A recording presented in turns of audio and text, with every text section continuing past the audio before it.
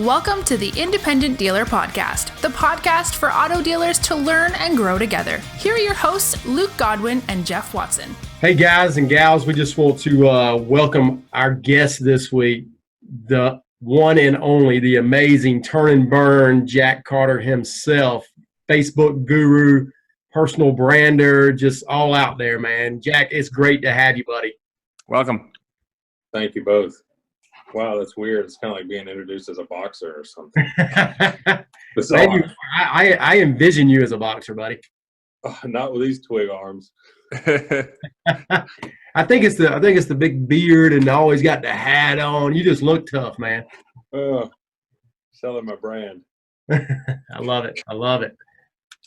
Great. And today, Jack, we're going to talk a lot about Facebook marketing. I think that's one thing that we've all noticed that you do pretty darn well.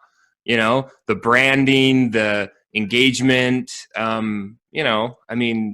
it's you do a great job. I mean, I got to say. Well, I appreciate that. I don't know. I don't know how it all got started. One of the things that with the branding that really got with me was, and I bet you guys are familiar with this, is I used to, look at eBay a lot and still do to a certain extent. I don't do much business there, but I'm aware of it. And you guys know that you see the cars for sale by Texas Motor Direct, or is it Texas Direct? Do you guys know Texas Direct Auto Sales, yeah. Yeah. And that's the only seller I know of on eBay. And the reason I know them is because they do so good with that. You just won't catch their car, not in their booth with their sign behind it. And so, the Texas flag with the star or whatever and their sign. And I think they really influenced me with branding, because it was even now, even right this moment, I can't think of another seller on eBay that sells cars other than them, because they did so well with making sure you knew who that car belonged to. Well, Jack, that's interesting. That's interesting. You said that you know them. Texas Direct. You know anybody that works there? You know any brand? I don't know anything about them. I actually know nothing about them except for they're big on eBay. And the reason that I know that is because of that lead picture, that they've been so consistent with that lead picture and the sign, that they embedded me with their name. Well, that's what's I think that's funny that you say that, because what I think makes you unique, people do know turn and burn, but I think people know Jack Carter better. Can you kind of tell us how you went from seeing a brand out there to becoming your own brand? Well, I mean, I think, that might be true for you guys, and maybe with the associations and such, but around here in my town, I think people probably know turn and burn more than they know me. Okay. So, I've just always been big about, wearing my hats, always wearing my T-shirts. Kate, y'all know Kate, my wife, and she teases me, man, we're going to a nice dinner. You don't need to wear that turn and burn shirt. And I'm thinking, yeah, dude, because you go around the restaurant that you're at, and what are we all seeing now? This, that everybody's got on a shirt that says North Face or Columbia, or what is that new one, Luke? Patagonia or Yeah, it's not new, but yes, Patagonia. Yeah. What the hell is that? Maybe it's not. It might not be new, but it's really big right this moment, right? Well, no, I understand. I'm walking through the auction yesterday at Manheim, Georgia, and it's like everybody's got that Patagonia hat on or shirt on, and I'm thinking, yeah, what everybody does this. They advertise for other people. Why don't they advertise for themselves? Why are you wearing that shirt with someone else's name on it? I agree. I'm big on that too. I agree. And I just think that over time, the repetition and just being consistent for a long time just really, I think it matters. I do. So, and I don't know if our name matters, but I mean, I've got kind of a goofy car lot name. It's different. If I could go back, I'd probably pick the same thing now, knowing what I know now. But I've had some challenges with our name, but at least it's not A1, A1 quality used automobiles or superior anything. We've all heard it. I mean, how many times have you heard the just the plain Jane names? So I really wanted something I think there's something there. If you look at someone like Richard Rawlings with Gas Monkey, I mean, that's essentially what he's done. He's created his brand, and I could compare, what you're talking about and what you do with someone like Richard Rawlings. It's a little, it's big, it's out there, it's bold. So I understand exactly what you're saying. What I find really interesting, Jack, is you blur the line between your business page and your personal page. I think that's necessity. Yeah, and I don't think a lot of dealers do that. I think a lot of people want to somehow think that their personal page is something they need to protect, and that needs to be my friends and my family and my kids. And I don't want my customers seeing pictures of me on my trip or my vacation. And where for you, I mean, just glancing over your personal page and your work page, you get more comments and likes on your personal posts of cars and things like that than you do on your business page. Yes, I do, Jeff. And, that's something that's funny. I didn't have Facebook prior to the business because I didn't want it. In a way, it probably doesn't appear it. I'm sure it doesn't appear it, but I feel like I'm pretty private. At least I don't want to, I don't necessarily want to go over my personal life in great detail. I'm a little weary of putting pictures of my kids because I think, my 11-year-old boy might not want to, go back and somebody be able to research his entire history. So I'm a little weary of stuff like that. But to your point, yes, I think that blending your personal life is very important because that's what people care about. People do not care about 2010 Civics. They just don't.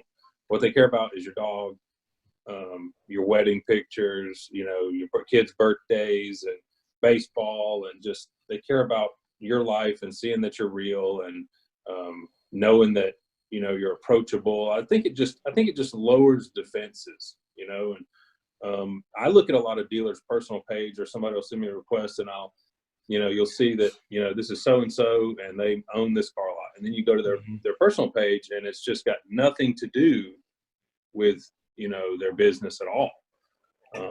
So I feel like I was very successful with beginning to post on my personal page prior to posting on the business page. Yeah, that's something that, I came into Facebook as a personal page first back in the day, right? And so I look at that as like my property. That's my page, my property, my personal stuff. But, having watched you, it makes me realize that it's really pointless. It's pointless to have you can have a personal page. You want to stay in contact with your family and friends. But if you're somehow embarrassed by what you're doing for work, or you don't feel like you could put work stuff on your personal page because it's going to turn off your friends and family, that seems like a little, maybe you're in the wrong industry, Yeah, I agree. That's very counterproductive. I've sold a lot of friends and family cars, and I just think it just opens up this big channel for people to kind of get to know you. And then that's a huge opportunity to just be a good guy, and people do business with people they like. Right. And, if you show your good side and behave and talk to people respectfully, and you're a good guy and you're honest and upfront, and I don't know. I think blending the personal with the business has been wildly successful for me. And I don't know that that's key for everybody, but there has definitely been something there for me that has tapped into just a more personable side of the business. And I don't know if I'm explaining that correctly, or let me lead you into something here, because you're very personable, okay, and you appear to be that way on Facebook. And I think one of your great attributes of your advertising on Facebook, because you do advertise cars a lot on Facebook. Let's get real. I don't advertise cars on Facebook, but you do. And I think one of the things that has allowed you to blend your personal with the selling of cars on Facebook is your genuineness when it comes about the condition of a car, or your frankness. So expand on how you've done that. Expand on how you talk about a car in the way that you talk. So if you will, expand on that, Jack. Okay, so I think that's a great point, Luke, that a lot of people maybe should be mulling over. But so so something that I recognize with every person that walks through my door at Turn and Burn, every customer, day in, day out, 100% of the time, those people expect to be lied to. And those people expect someone to tell them how great the car is. The old, I've said it already, but the meme about the guy, the salesman that slaps the roof and this baby, will take you down the highway. And, I think people are so geared and so ready to encounter that when you start discussing the things that are wrong with the car, it changes their demeanor and their personality and how they feel about you. And it shapes the conversation to the point to where, hey, he's telling me about this back window that's not right and that the back tires need to be replaced. And, the brakes are somewhere around 50%. And then at the same time, he's telling me, but it shifts great and it runs really good. And I think it's going to last you a long time. Then they believe you. When you start being honest about some of the flaws, then they really believe you about the good stuff. And so we all have that huge barrier of lowering people's defenses. And when you start talking about how things aren't perfect, that's when the defenses come down. And I think it just totally reshapes your relationship with your customer. I tell them all that, people ask me when they're sitting at my desk buying a car, is this a good car? And I'm like, yeah, but I guarantee you're going to put a water pump on it. And they look at me and they're like, huh? And I'm like, yeah. Have you ever lived in a house? And they're all like, well, yeah. And I'm like, has your roof leaked? And they're like, well, yeah. And I'm like, well, this car is going to wear out. I promise you, if you buy a car from me, you're going to put brakes on it and you're going to put wheel bearings on it. I promise you, the taillights are going to go out. The windshield wipers are going to stop working one day. You're going to be at McDonald's and the driver window's not going to come down. You're going to be mad. But that's part of owning a car, right? And they all look at you and they're like, yeah, that's part of owning a car. And I'm like, right. So, I think that approach has, I'll never stray from that approach. I think I'm sorry to jump in, but I think that's a good philosophy is you've got to, I just want to drive this point home is you got to not lower the expectation, but give them a realistic expectation. I think so many of our customers come in, they think they're buying a brand new car. And the fact that this thing needs brakes in 6 months or the fact that the water pump happened to go out just blows their mind. And I think, like you said, you're steering right into it. No, this thing will break down. Tomorrow, a month, 6 months. I mean, granted, if it happens within this time period, I'm going to step in and help you out or whatever your warranty period is. But how do you balance that between putting that out there and being honest with those things and worrying about putting cars on the road, even though you've disclosed everything and you've told them that it's a mechanic special or that it needs this, that, or the other, they still think that Jack sold them a piece of crap? Well, I don't really have hardly any customers that think I sold them a piece of crap. And I think that the reason why, there's a sign in my lobby that says, a big sign that I hand wrote that says, there are no perfect cars here. They all need something. Please take them to a mechanic prior to purchase. And it's just that approach, I think, that really, I don't, like you said, it doesn't necessarily lower expectations. It just you're setting expectations. You're setting expectations. Yes, Luke, that's right. So think about this, and I tell people this all the time. Let's say customer A walks in and buys a car, and they buy that car from you, and they leave with it, and it breaks, or something happens that you knew about. Like they discover a flaw that you were aware of. Let's just go with something so simple like there's a window. You got a 4-door car, whatever. There's a back window that doesn't go down. And you knew about it and you didn't fix it or whatever, or there's a gauge that doesn't work or just whatever, and they get down the street and they discover that flaw on their own. Okay, they're pissed. You knew it, you didn't tell them. They're mad now.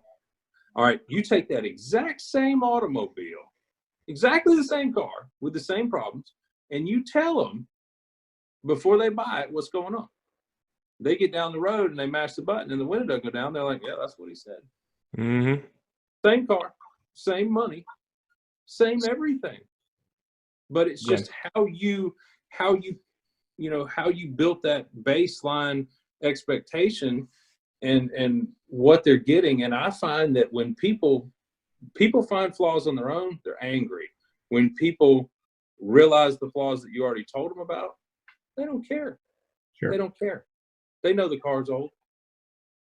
And So Jack, what's your, so you expand on this the other night in your video, but I think it's something that everybody kind of needs to understand. I do it here, Jeff. I think you do it as well. But when it comes to the picture that you use on your Facebook post, there's a lot of consistency there. What do you recommend people doing when it comes to taking pictures for their website or for Facebook?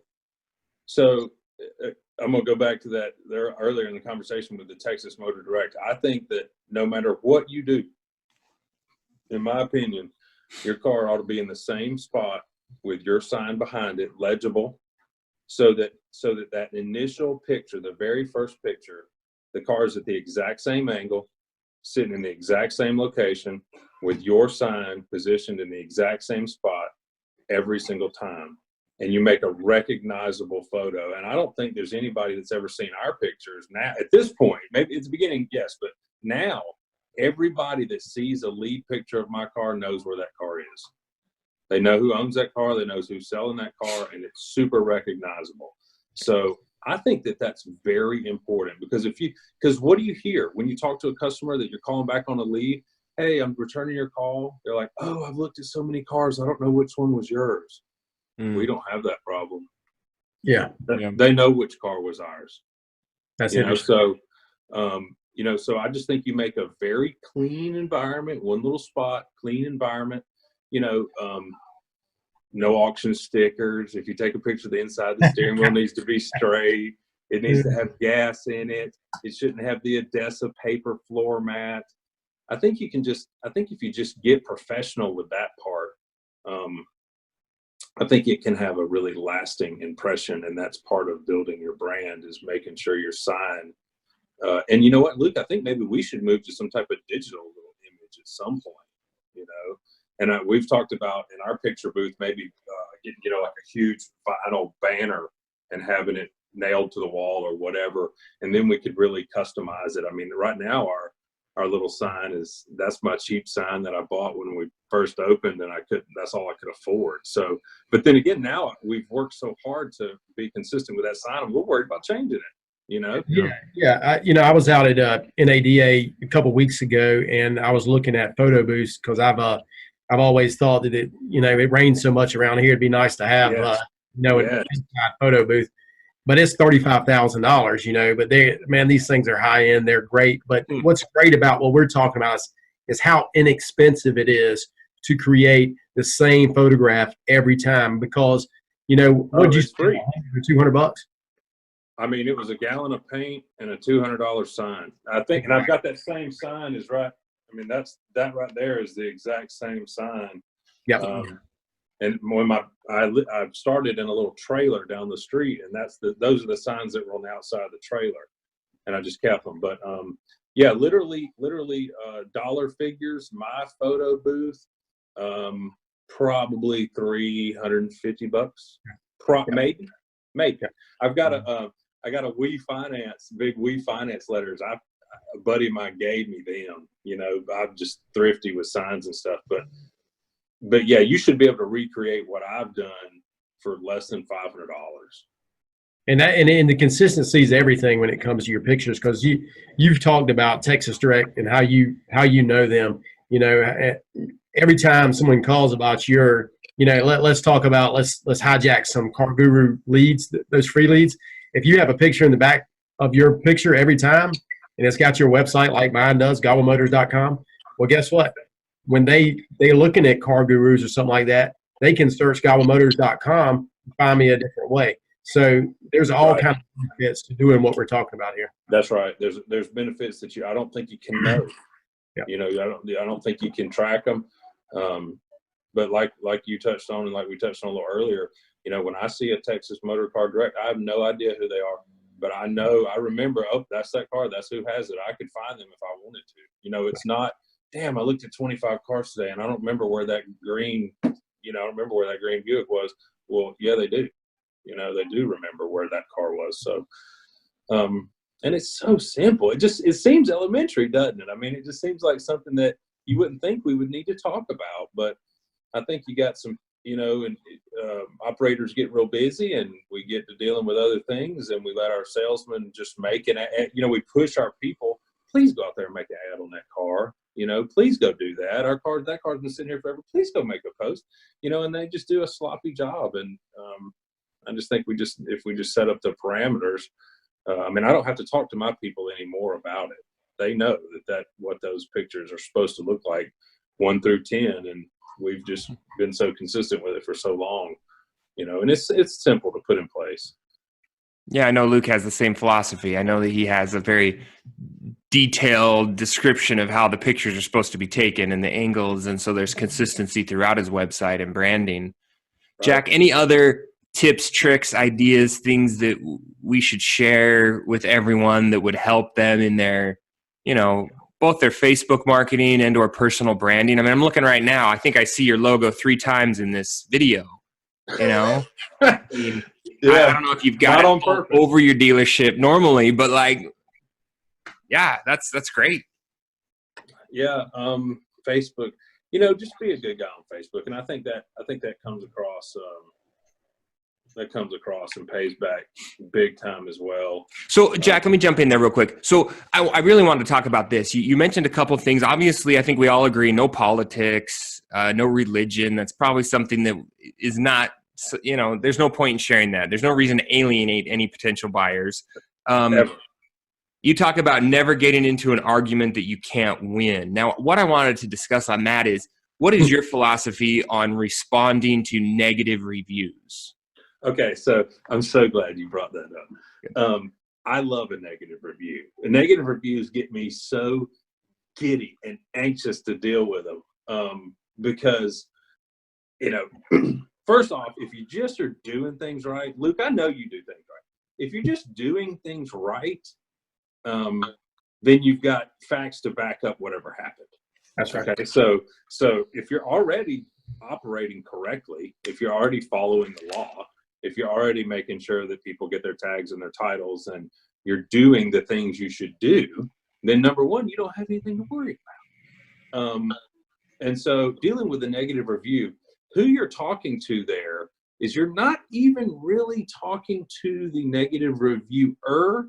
You're talking to potential customers that zip right to the negative reviews because that's what they want to see. If you got 150 good reviews and 3 bad ones, I want to see the bad ones. That's me. I want, I was buying a little space heater for my bathroom the other day, and, there were a ton of 5 stars and 4 3 stars and 6 1 stars, and I went straight to them 1 stars. I wanted to see what was the problem. Mm-hmm. And so just remember, I think when you're dealing with a negative review, you are talking to a potential customer. You are not talking to the person that wrote the bad review. You are talking to someone that's reading it, that is trying to make the decision whether or not to come see you. That's who you're addressing, first off. So you speak incredibly politely, very respectfully, stick to the facts, and call them out. Tell the truth. Tell what happened. So I won't go into account details as far as dollar amounts. Yeah. But if I repoed your car and you wrote me a bad review, I simply say, dear customer, while we greatly appreciate your business, if we're not paid for we require. Oh, there he goes. There we go. So we require. So I've had several repo people, repossessed customers, come on and say ugly things, and I say, I'm sorry, Ms. Jones, but we do require that our automobiles be paid for. And any potential customers in the future, please know that we do require payment on time. Thank you so much. So negative reviews are an excellent source of showing people who you are.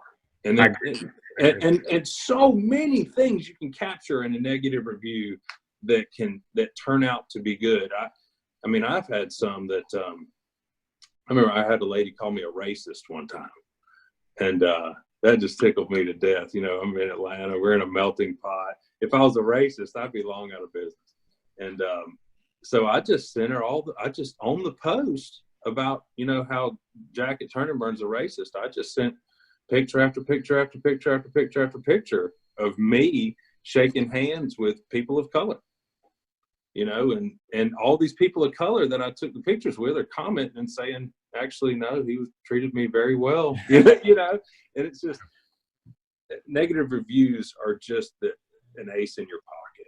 They really are. And you got to look at them like that. You don't blow up and get mad at the person that wrote the review. You just simply address the next potential customer and tell them, you know, how it is and why it is and why this person's mad at you. You know, that you do require your cars to be paid for. And you know, if they'd have talked to you and addressed you correctly, you would have helped them with whatever problem they had. You know, do you ever get when you respond to those negative reviews? Obviously, I've heard philosophies both ways. I've heard people say you don't want to respond because then that'll bump that review up in the algorithm on Facebook or Google, and it'll show up higher and more often. But do you get in like a prolonged conversation? If you respond to a negative review, do you let them respond to you and you get in kind of a back and forth, or do you just? Absolutely. I'll get into a back and forth and just stick with the facts.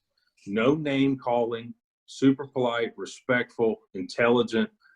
They're going to find it, Jeff. If that negative review is buried, the people looking for them are going to find them. They're not, and I think if you don't respond, that's like when you don't show up to court. That's guilty. I mean, you lost by default then. You know, you just stick your head in the sand and pretend like, oh, this will go away. I think that's probably the worst thing you could do. Really. So I say engage and tell them why you had to, and be firm about your position. If you're right, you're right. And all your good customers will realize that you're right. And the bad people will realize that you don't play games. Mm-hmm. You know, so I say stand up for yourself. Luke, you have the same philosophy? 100%. You know, we really rely on our reviews to sell cars, and everybody is going to get a negative review at some point or another. But the thing is, it allows you to be real and explain. I've had a negative review where I was in the wrong. I mean, 100%. And say, hey, you know, we were wrong. We're sorry, Mr. Customer or Mrs. Customer. You come in here, we're going to make it right. Understand? We're going to make it right. It doesn't matter. We're going to make it right. And those sell cars. As Jack said, people go to those negative reviews, and if you are willing to, well, you've got to respond to every single one. But if you are willing to engage and sometimes say you're wrong or explain the facts and why we did it this way and maybe we didn't do it right, let's fix the problem. And that's all the customers really care about. Do you guys have any tips for us to getting more reviews? Do you ask for them every time? Do you kind of make a part of the, hey, yeah, we sold you a car, please leave us a review, or hey, we'll help you out, we would expect a good, favorable review? Do you incentivize, or? It's built into our salesman's pay plan. If they get a dollar amount for each review they get. Oh, can you share that with us, or is that? I will at a later date, dear Jeff. Okay, incentivize your salesman, not the customer. I've never implemented that. I've thought about offering some compensation for that, but I've never done it. But we do ask every single person every time, and I don't ask them for a favorable review. I actually ask them for an honest one. Yeah, that's right. And then we get a favorable one. But I'll be like, hey, you want a hat? You want a T-shirt? Leave us a review. And so we have coffee mugs. So we have little people like trinkets and just junk. So we give them something that's got our name on it, and in the same breath, please leave us a review. Tell us what we can do better. Oh yeah, that's a win-win right there. Yeah, for sure. The win-win. Here's a free coffee cup.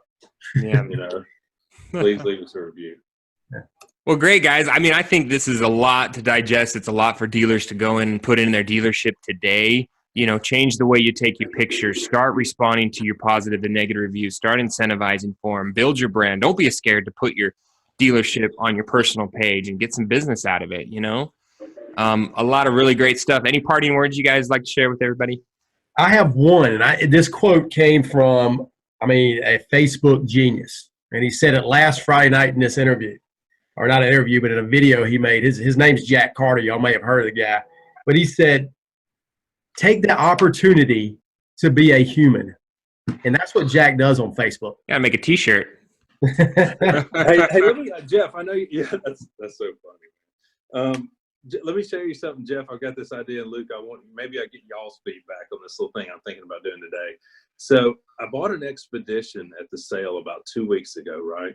And I know y'all don't know this about me, but I go to the sales and preview pretty hard before, and so I didn't look at this particular Expedition the day before, and it comes to the lane all sitting pretty, and I messed up. I bought a truck I shouldn't have bought, and it's rusty. Yeah, well, it's rusty. I mean, it's probably if Dan Reel had it, it's perfect. But but down here in God's country, it's rusty, and so I'm going to make a post about that Expedition, explaining to my customers that I messed up on the block, and it's rusty, and I don't want to pass it along, and it's got the plastic cladding. So you can't tell it's rusty. I mean, if you don't get up underneath it and look at it. So I'm going to, I've been thinking the last few days, I need to make a Facebook post about how I messed up on the block, and here's what I've got in it, and I'd like to just get out instead of sending it back to the sale, because that dealer is going to pass it on to a customer without telling. Okay, that's what's going to happen. If I send it back to the sale, that's what's going to happen. We know that. Y'all both know that would happen. Oh, yeah. And so I'm just going to make a post about how I screwed up and see if I can get out of it. Mm-hmm. That's a great place to end there, Jeff. That is Jack Carter in a nutshell, man. Making lemonades out of lemon. That's right. So what's the deal? What's the deal with American flags behind everybody? Yeah, Luke, what's going on, buddy? We're Americans, Luke. You don't like America? Yeah. I don't know. Maybe I'm not super patriotic. I don't want to come across as not patriot, because I'm not.